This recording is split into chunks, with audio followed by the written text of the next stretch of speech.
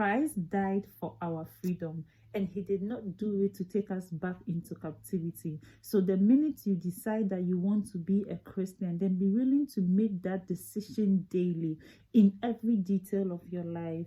When the disciples were in Antioch, they were first called Christians there because they were living in the manner of Christ, which means that to be a Christian comes with a certain level of requirement and commitment. Paul uses the analogy of being a slave to sin to explain to us what it means to live in righteousness. I will read from Romans chapter 6, the verse 14 to 16 and the verse 18 from the New Living Translation, which says that sin is no longer your master, for you no longer live under the requirements of the law. Instead, you live under the freedom of God's grace. Well then, since God's grace has set us free from the law, does that mean that we should go on sinning? Of course not. Don't you realize that you become the slave of whatever you choose to obey? You can be a slave to sin, which leads to death, or you can choose to obey God, which leads to the righteous living.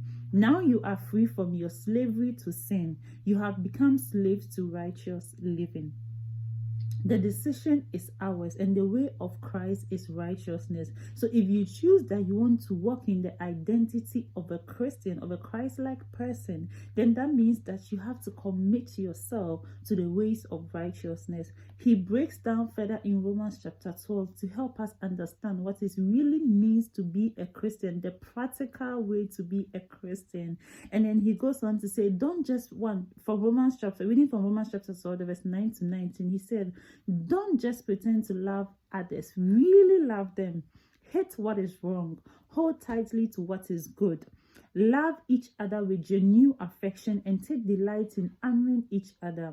Never be lazy, but work hard and serve the Lord enthusiastically. Rejoice in our confident hope. Be patient in trouble and keep on praying. When God's people are in need, be ready to help them. Always be eager to practice hospitality. Bless those who persecute you. Don't curse them. Pray that God will bless them. Be happy with those who are happy and weep with those who weep.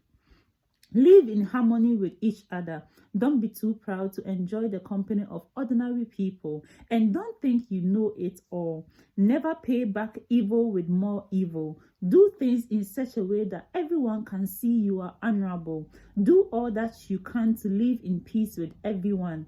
Dear friends, never take revenge. Leave that to the righteous anger of God. For the scriptures say, I will take revenge, I will pay them back, says the Lord. Meditate further on this.